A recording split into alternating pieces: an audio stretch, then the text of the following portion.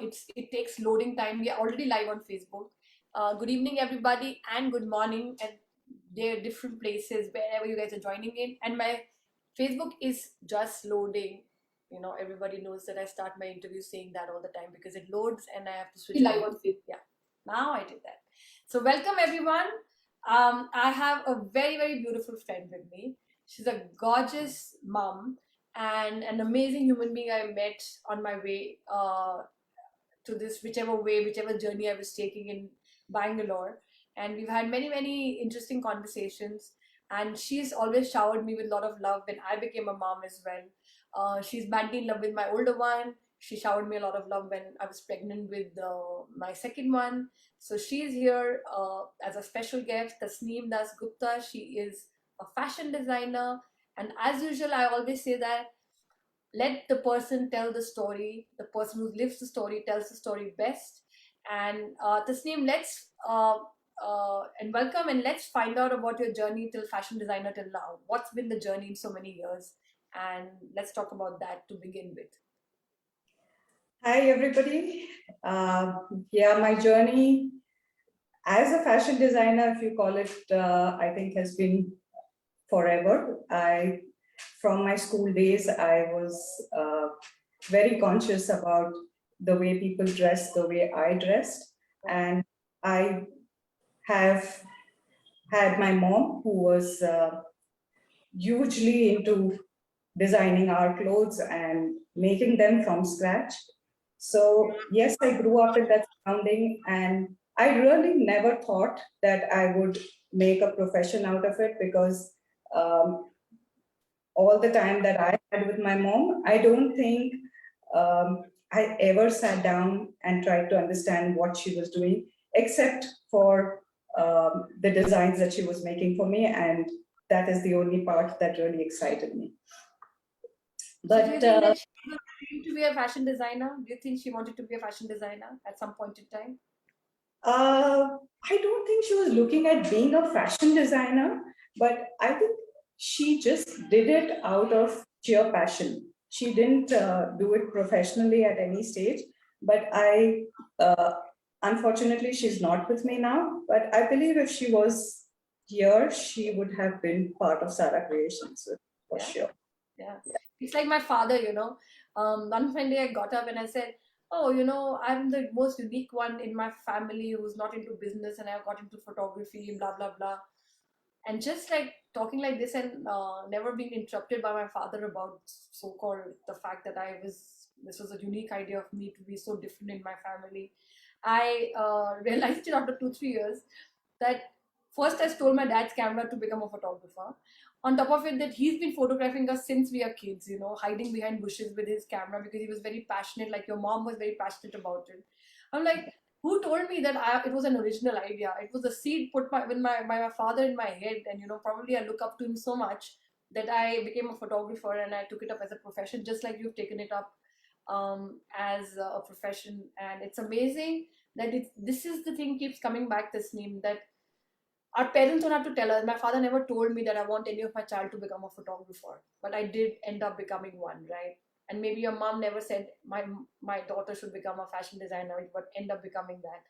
And that's what they say, right? We don't do what our parents tell us to do or what we tell our children to do. They always imitate us. They know us. And one of the mothers was here in the interview. You know, she says, every mother says, I know what's happening with my child, but they don't know the child also knows exactly what's happening with their mother. They exactly know what's happening with their mother, and sometimes they fulfill their dreams or their father's dreams without even knowing that they had decided long time back.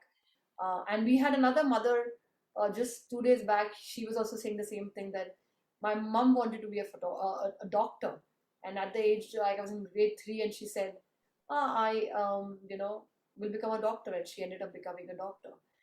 So it's amazing how this bond and this whole book is bringing these clarities to us even more, that we become what our parents tell us or not tell us to do, usually what they don't tell us to do, and by their examples we do it. And that's why this whole project started, this name, that the whole bad self-image that we have about ourselves all the time, this negative self-talk, was also getting passed on to children, about we're not beautiful, we're not nice, don't take my picture, I've become fat, there's dark circles.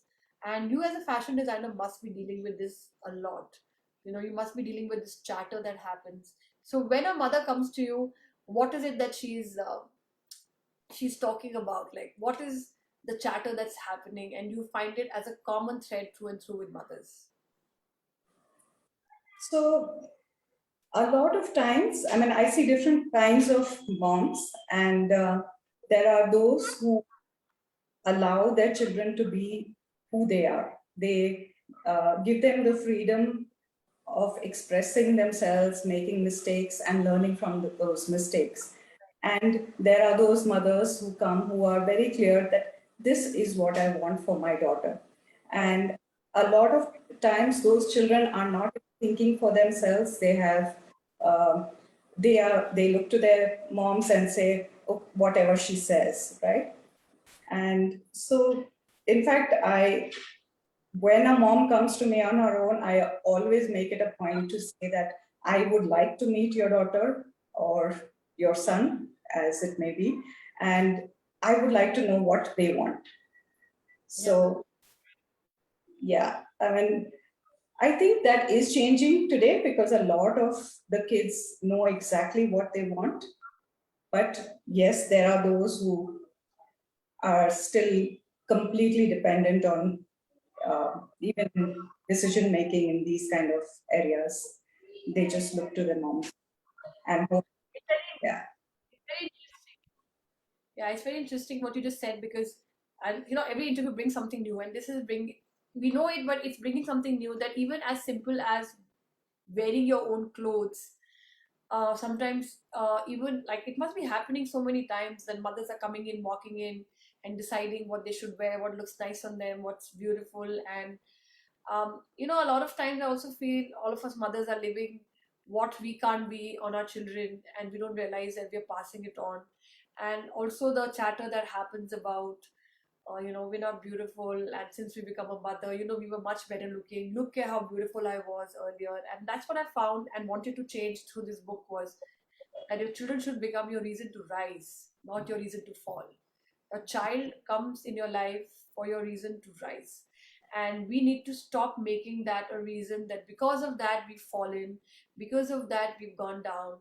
And, that's it's just passing on an energy again and again subconsciously to them, that they brought some grief into our life, right? So we need to release that stuff, and we need to always rise and be the reason for our, that now that we've given life, we need to rise, next level and next level and next level. So your daughter is now, what is she into fashion design? Oh, she's into web designing and fashion. What's she doing? Um, no, so she's into AI and she's in, yeah. She has been very clear that fashion designing is not her area at all. Having said that, she is one of those who knows her mind. She decides what she will wear from the age of 1.5. Right. So, yeah, I mean, since then, I think probably 1 year, even as a 1 year old, she was very clear about what she would wear and what she would not wear. There is nothing that I could make her.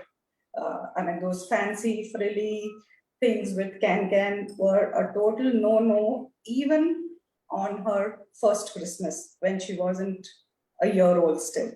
Yeah. So, Yeah, I'm dealing with a boy like that. My older one is like absolutely, I don't know, like whatever he wants, like he never has any choice in, like, he has choices in books, he has choices in toys. He always went into stores, anything that a book he wanted to pick up, he would just not pick up a lot of things. And it happens that when you given like two kids, you have to deal with two different personalities so you think you're prepared for the second one, but you're actually not, because my second one is all about, I don't want to wear this, I don't want to wear this. And he's doing this since he's 1.5.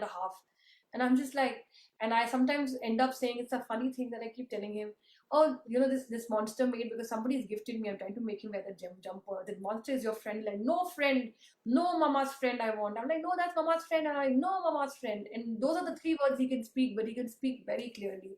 And I know what is coming up for me. So I have to like take permission from him now. Are you okay with this? is this all right? And now it's come that I don't even want to wear a night suit and sleep. Whatever I'm wearing, make me sleep in this or I'll lose it. So it's funny that even at young age, sometimes they can decide as simple as their clothes, and mothers have a decision to make, either to put them in place or just leave them, right? And nothing is right and wrong. It's just like, I'm even if I tried, I cannot put him in his place by saying no, you have to wear this, because it's the whole roof will come down. So I'm like, all right, to wear what you want to. Even if you're older, one was not like this. It's already if you're like this. So it's a fun thing, how what you deal with as a mother, because I've been talking, what all mothers go through, and so many common things happen, and so many people can relate to this. And we, of course, are here for a purpose today, Tasneem. And I know that I am moving forward to bring one of the most important issues of a loss of a child, which some of the mothers already in this book have experienced in different ways. And we know we had beautiful child with you. We would like to talk about that, and we want to know further what is it that this project can help you with to bring light in that area. That's the real reason why you are here today. Um, so Shikha, with Hope for Aditya, what uh, what I hope to achieve is to provide a support group. I remember, um, as a mother myself, it is just receiving a diagnosis of a rare disease is something that shatters you, changes your life in a split second, and you really don't have answers. You really can't look to your own family at that point of time because everybody is dealing with their own emotions at that point of time. And just to be able to hold somebody's hand and be there without even saying it's okay because it is not okay. But just being there is, I think, is all I hope to achieve in this. And I think with all the moms out there, there are uh, those who need to be held. There are those who are capable of holding. And I think it's that connect, that coming together in order to make a difference. That's, I think, what I would look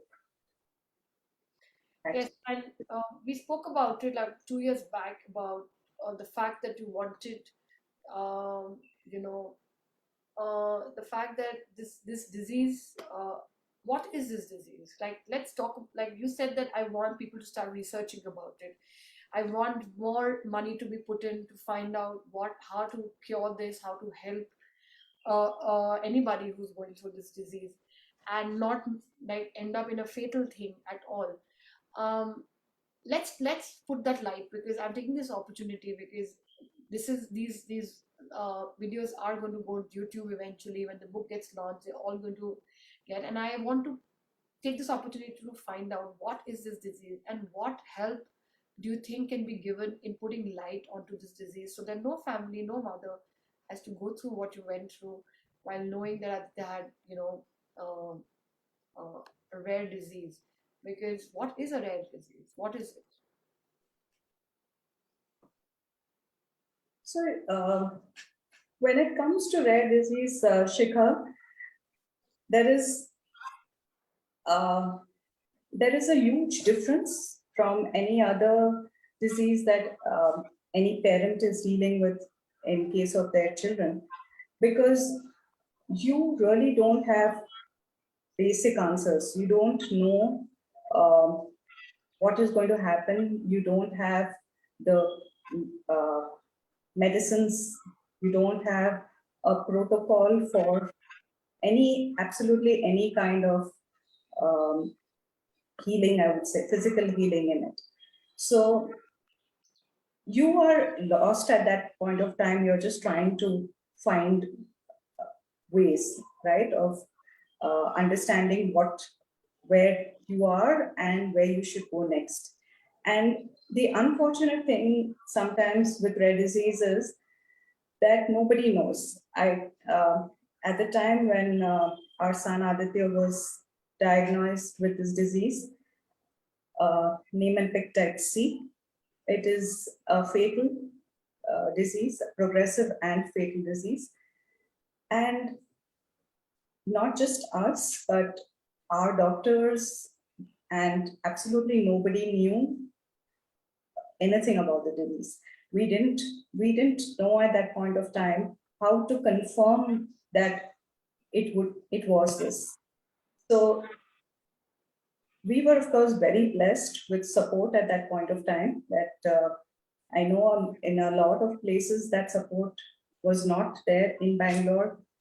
The doctors that we were dealing with have been an immense help, right from diagnosis, looking after Aditya the whole time that he was with us.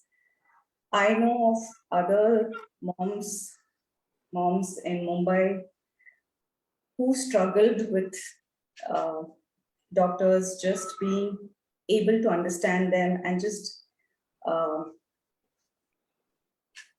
being at a more personal level than uh, cut and dry, right? So yeah, I mean, uh, it's just impossible at that point of time to go forward if you don't have some kind of support.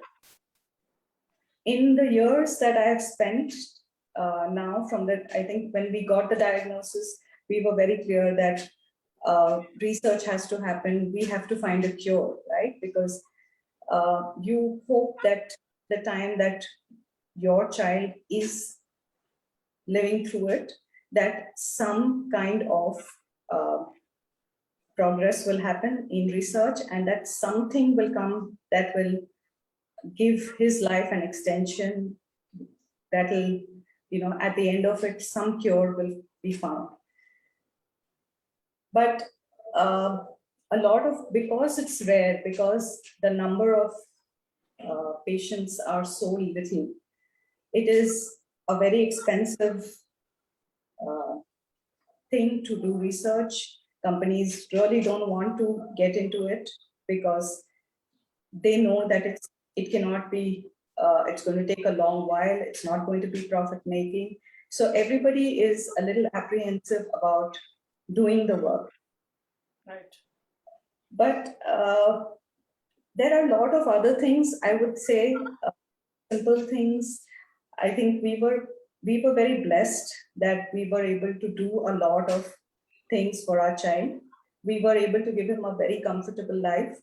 Aditya loved traveling. We were able to travel on a regular basis with him. For me today, I feel that giving that, even that, to a family, that when they know that yes, there is no cure, yes, the time they have is limited, just being able to give the best to their child, I think that itself is huge. Um, I agree that a lot of funds is required for both, whether we're looking at research is a different ballgame altogether. Of course, the numbers are extremely high. Uh, but there is research going on, and we do hope that we have people who will contribute in that area and that can come through. But even small things like providing um, diapers, medication, uh, toys, holidays, whatever it is to make that life beautiful. I think uh, that would make a huge difference to any family. Yeah, and I agree.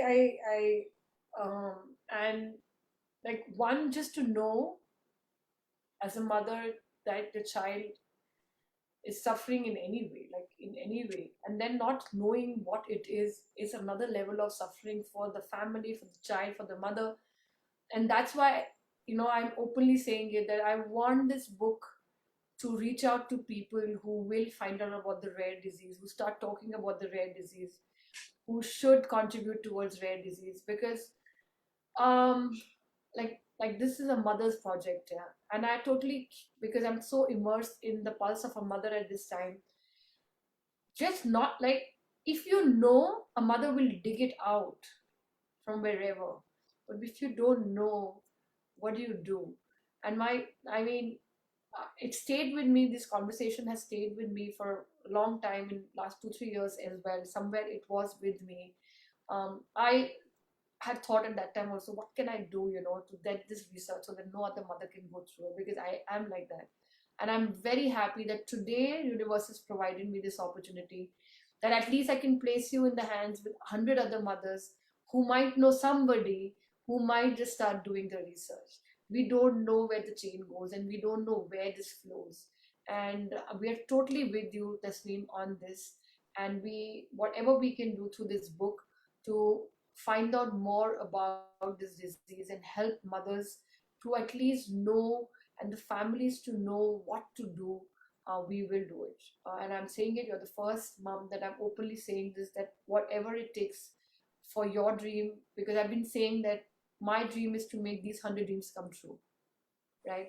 I've taken it on myself that through this book, I want these 100 dreams to come true, because if they did, a lot of impact would have already been made. So all I need to focus is to make sure that these 100 dreams come true through this book, and I manifest it through this book, and then I link this book to places, and we do talks, and we keep rotating these 100 moms into their dreams, and we don't know where we're going to reach.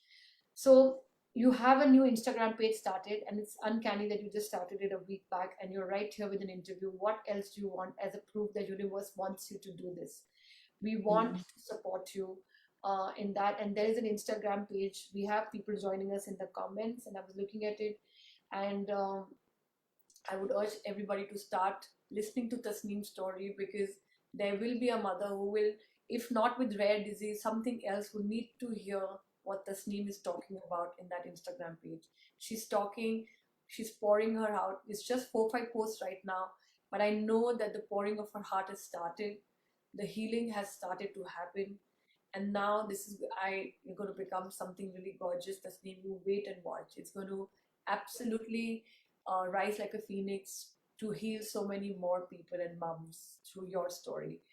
um, what do you think that needs to exactly be done, if we come down to like, what is it that steps must be taken, apart from emotional support, apart from the fact that we should tell people, what is needed to be done so that this kind of at least emotional support can reach out? What's your dream about it? You do have a dream about that, that this is what should be done, and I'm sure because you've lived through it. You lost him, what, 11 years back? Is it been 11 years that you lost It's him? 7 years, yes. Yes. So, like, what have you decided in the last 11 years that this must be done? So, yeah, Shikha, to start with, it was we were trying very hard to get the research moving forward, and we did it in, even in fact, while Aditya was uh, with us, we there was a lot of research done even with him in terms of uh, uh, different kind of treatments, different types of medication, things where we had other families who had joined us. There's a couple, Chris and you, who have recently also lost their twins, Addie and Cassie. And that family actually has hugely contributed to research. They have made a huge difference in our lives to the extent of um, being part of research and things that they were not allowed to work with. Those medications used to be sent to us in India, and we would work with the doctors over here, and a lot of things were done which were purely on research basis with Aditya. So yes, research is, I think, top of the list. There is no doubt that we just need a cure, right? And And you uh, think the cure is not there because the research is not done, because it's the samples are not enough, and that's what you think is the reason. Do you think uh, that no cure, or do you think the research is not done because nobody is focusing in on it, because, as you no, said, the uh, samples are not enough? no, there's a lot of research being done at this stage, but it is, I think it is going to be a long journey because yes, same thing that the numbers are much less as compared to other diseases, and so the costs are much higher. Right. And but in spite of that, there are various groups of people in different parts of the world, I would say, uh, who are contributing towards the research of the disease. Um, yeah, but like I said, that's one part of it, and that with that has to, of course, that has to move forward. But I think while that happens, it's also essential that information is out there for anybody who is newly diagnosed, and there is some kind of help support in terms of guidance that okay, if this is where your child is, what is the next step, what should be done. There were things like at one stage um, we had done one intracranial stem cell uh, transplant for Aditya, and we were very hopeful that that would make uh, a difference. It did make uh, some difference, but his disease was progressing very fast, and we actually needed to have done. He was unable to eat the food that he was eating. It was not going into his stomach. That food was going into his lungs, and yeah, so uh, he needed to have had a tube fixed in his stomach so that instead of him being fed orally, he could be fed through the tube. It's something that we should have done much earlier, but we were hopeful that other things would work and that we would not have to do this. We, at that point of time, we didn't realize that uh, putting that tube in his stomach was something that was reversible, that it could have been done temporarily, and then we could have, when he would have been better, we could have. Remove it. So just being able to guide, just being able to get that guidance of this is where we are, where do we go from here? I think that is very essential at this point of time. So, are there any organizations, Tasneem, which are already working on it? Like, are there organizations that are presently working on this, like specifically with this goal of the rare disease? Are there any organizations already? In terms of, are you talking about research or are you talking Not about? research, but people can reach out to them and at least some help. Because it's like, what do you do when you don't know? Like, you can't go to pillar to post and say we don't know what to do. Like, right now, you know that, okay, I think if I would have done this, it would have been better. And after losing him, you realize these realizations. Are there any organizations that can say it's all right, go ahead, don't be scared of this, do this, this might just help? So in India, I don't, I am unaware of any such organization being there. I do know that some of us mothers who have been through it ourselves have connected with people. My sister at one point of time had started a Hope for Aditya group, and so people used to see that and they would get in touch with us. But I am unaware of any um, group specifically doing this at this point of time. Also, I think the time when Aditya passed away, research was something that we were uh, was on top of the charts, something that we thought that was the only way. After that, uh, I realized that while that happens, there is a lot of other things that we could do. But unfortunately, I don't think I was at a place where um I was healed enough to reach out and give hope to anybody. I really thought that um I used to wonder how I could give hope to somebody in since I was myself at a place of absolute pain, not realizing that the hope comes through this pain. And um, I think a lot at that point of time, I just told myself that it is okay to not do anything. Unfortunately, I spent too long uh, being there of not really doing anything. And it's only now that I think I'm at a place where I feel that I've spent uh, enough and more time uh, And hoping that things will change, the pain will go away. And only now that I've come to a place where I feel that no, the pain is not going to go away ever, and that I would need to work through this where I am. I think you're just being hard on yourself, Tasneem, and why I'm taking this opportunity to even say it live. I know you were very scared that we're going live, but I want you to say this to all the mothers. I think we are very hard on ourselves with everything. We don't have to jump out of anything.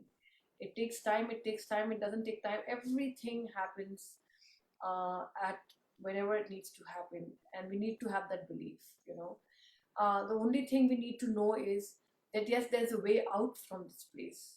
Yes, we can get out of this place. That knowing needs to be in our heart. That knowing needs to be there that this place is not forever, right? This place where we put ourselves is not forever. And that's the pulse of this book. It could be you with Aditya, it could be somebody with some violent marriage, something or the other that mothers or somebody is going through.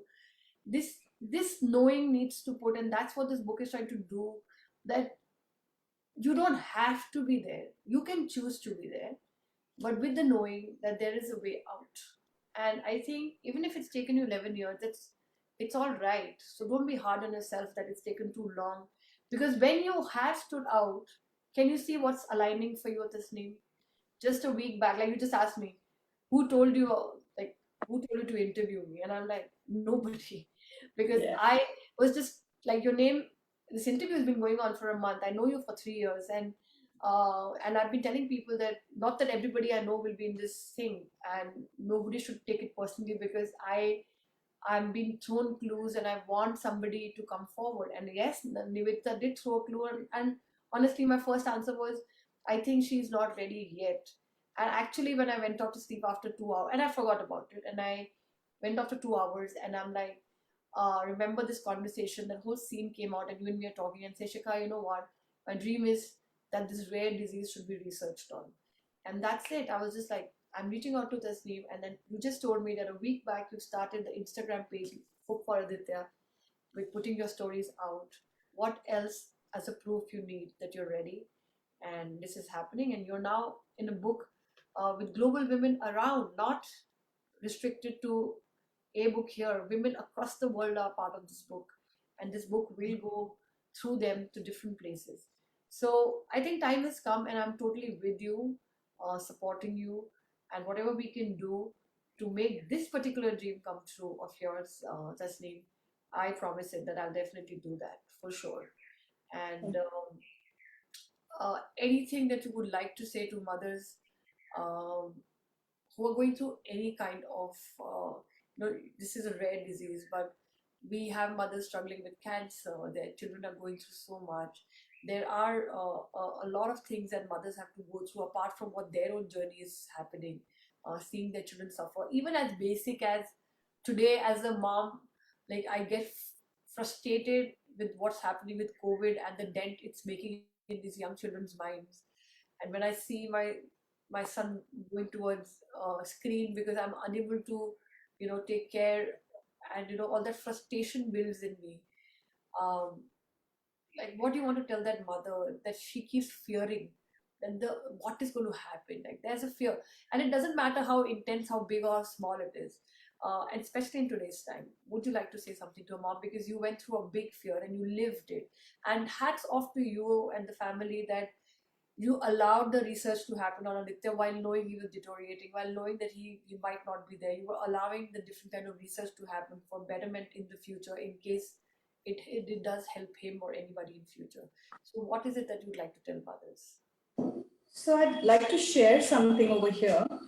Um, I'd like to share actually the story of another mother who connected with us at that point of time when we were doing other research uh, things with Aditya and um, Aditya. So we connected, and Aditya passed away, and this lady, she came, she had never traveled on her own ever, but we had never met ever. But as soon as she heard that Aditya had passed away, she took a flight from Mumbai and came on her own, took a cab from the airport to our place, came, just met with us, spent time with us, wanted to see Aditya, spend time with us, and went back. And I remember, even at that point of time, I remember the amount of tears I had seen in her eyes. And the next time she came was because she wanted to meet up with the doctor that we were discussing things with, who Aditya was under. And so she had come with her husband to meet up with that doctor. And that time also, I could see a whole lot of tears in her eyes. And I remember talking to her and telling her just one thing. I said, do you want to see your child? Do you want your child to see you struggling in pain to keep him alive? Or would you like him to see a happy mom for as long as he's there? And it was not to burden her as being able to be happy, even though she was suffering, because I knew exactly what that was. But at that point of time, we just have to make the choice of whether uh, we are going to fall flat or we are going to stand up and be there for them and let them see hope in our eyes instead of tears in our eyes. Um, it's amazing to see this lady because the next time, of course, she came straight to me and she said, see, I don't have any tears in my eyes.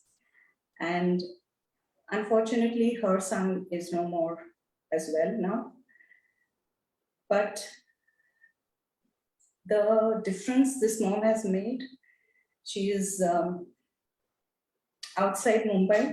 There is a hospital, and uh, they have been selling food packets at rupees 10 for years now, since their child is lost. And right through the COVID times, also, in fact, not a day when they have not been at it. They have a group where they have volunteers who come and do this. It is, this was a woman who couldn't stop shedding tears. And today she's landed up just changing that whole thing into giving so much hope to so many people out there. And same thing, being support, maybe not in terms of research, in terms of cure, but in terms of making life just that much simpler. Yeah, and I think time comes then it's not, I keep saying that sometimes it is not about us anymore, like our pain. It's not about what happened to us and what's happening to us, and sometimes things start developing and become bigger than you. And even in this project, it's, I keep saying, it's not about me. It's making sure that these 100 moms really really are shining with their stories. And it's unbelievable, Tasneem, that as simple as a picture, and today when mothers are sending me their pictures, they're like, my God, we first never realized we were so resistant towards it. And second, what liberation that we've liberated through our stories. And I keep telling everybody, when the story is in your heart or in your own diary, it is your story. But when the story is published and gone, it's no more yours. It's meant to do its purpose of inspiring many, right?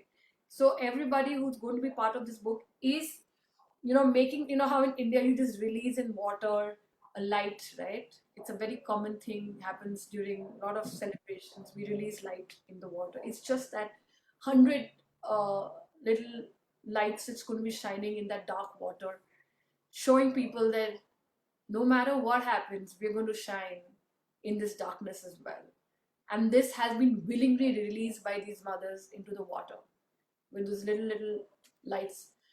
And it is going to be celebrated because we are we've become these life bearers, and much more work needs to be done rather than just sitting here and figuring it out that is there way out or this is the way to live.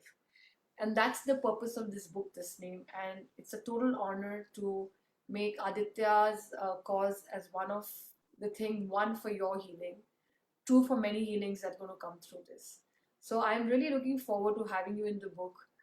Put that light on and release it in this dark water, and we'll see where it goes for sure. And I totally love you, Tasneem, and thanks for being so brave. And I know this is not only brave about talking about Aditya, but being brave to even come live, being brave to coming back to Facebook, because you didn't want to come back to Facebook and you had left Facebook. And I said, it's not about you anymore. We are all doing it in Facebook. If it takes Facebook to go and do it, we will go to Facebook. And if it takes live, and the reason I'm telling again and again all the moms, I only go live because I don't want any editing happening anywhere. Oh, Sheikh Khanna decided this part should be deleted, this part should be. The whole purpose gets lost. This is absolutely raw talk, talk happening here.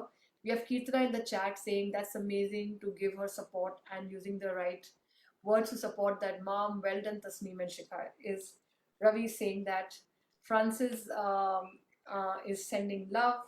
Mrs. Rosetta Williams is here. She's an educationist, and I really look up to her. She gave me my first break as a photographer. She's here. She's a visionary herself. So we have some beautiful. All of them are moms in our, except Ravi, of course. Ravi's not. Ravi's here to support us, but Ravi's not the mom in the book. But purpose of inspiring many moms in very inspirational, very life so different. So everybody's coming up with chats, and more mothers are going to come us to support this, because every interview something comes to me, and today these little diyas have come that we're releasing in the dark with light together, Tasneem, and all of us are going to release it willingly. We are doing it willingly, but not attaching anything, but attaching a little light and releasing it. It's going to take its purpose, and we're going to do it. So love you lots. I'm looking forward to your picture, to your story.